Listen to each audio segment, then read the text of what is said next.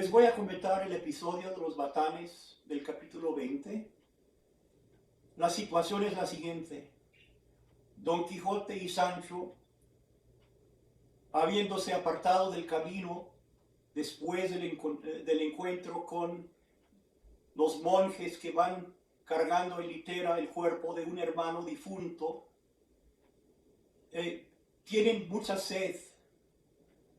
Entran a una arboleda pensando en la posibilidad de hallar agua, y de repente comienzan a oír el sonido de agua que se cae desde una altura, el ruido de las hojas que se mueven en el viento, el crujir de cadenas y de hierro, y unos golpes tremendos. Sancho tiene muchísimo miedo, no quiere apartarse ni un centímetro de su amo.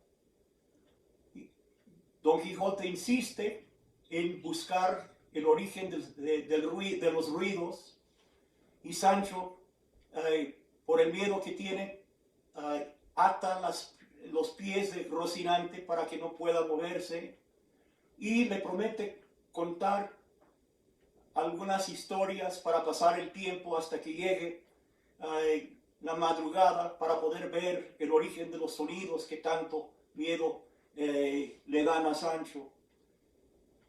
Entonces Sancho comienza a contar un cuento. Es el cuento del pastor Lope Ruiz y de la pastora Torralba. Lo que sucede en el cuento es que Lope Ruiz se cansa de que no le corresponda. Torralba le coge rabia y odio, decide apartarse de ella, y ella de repente lo comienza a querer y lo va persiguiendo. Entonces Lope huye hacia Portugal, y al llegar al río Guadiana tiene que cruzar con la manada de ovejas, y resulta que solo hay un pescador con un bote chiquito en el que cabe una sola persona y una oveja. Entonces Sancho le dice a Don Quijote que quiere mantener la cuenta de las ovejas, y comienza a decir que primero pasó una, luego la otra, y luego le pregunta la cuenta de las ovejas. Y cuando Don Quijote no le puede decir cuántas ovejas han pasado, le dice Sancho que ahí se acaba el cuento, que sin mantener la cuenta de las ovejas, el cuento de necesidad se acaba. Resulta entonces que a Sancho le dan ganas de defecar. Ha comido recientemente, pero tiene tanto miedo que no quiere apartarse de su amo. Las patas de Rocinante están atadas. Sancho agarrado del arzón de enfrente y de la silla de ambos extremos, pero no se quiere mover.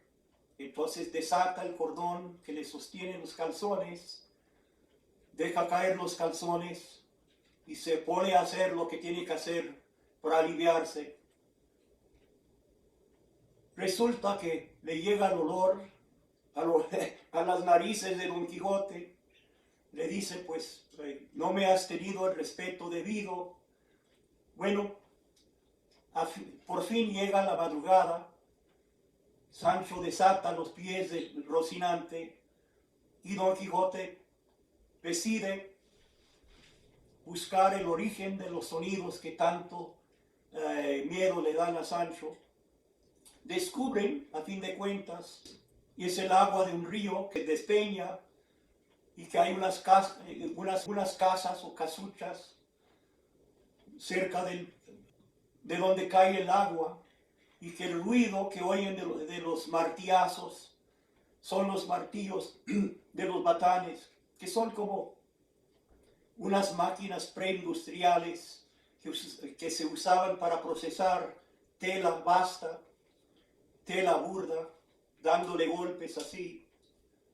Se pone a reír Sancho, no puede contener la risa, y se comienza a mofar de Don Quijote imita el discurso que Don Quijote había pronunciado arrogante la noche anterior, y Don Quijote le da unos golpes con la lanza por falta de respeto.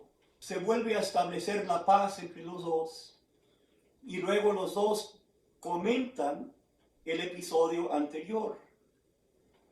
Y lo que dice Sancho es lo siguiente: que yo confieso que he andado algo risueño en demasía, pero dígame vuestra merced ahora que estamos en paz, así Dios le saque de todas las aventuras que le sucedieren, tan sano y salvo como le ha sacado de esta. ¿No ha sido cosa de reír, y lo es de contar, el gran miedo que hemos tenido, a lo menos el que yo tuve, que de vuestra merced ya yo sé que no le conoce ni sabe qué es temor ni espanto? No niego yo, respondió Don Quijote, que lo que nos ha sucedido no sea cosa digna de risa, pero no es digna de contarse, que no son todas las personas tan discretas que sepan poner en su punto las cosas.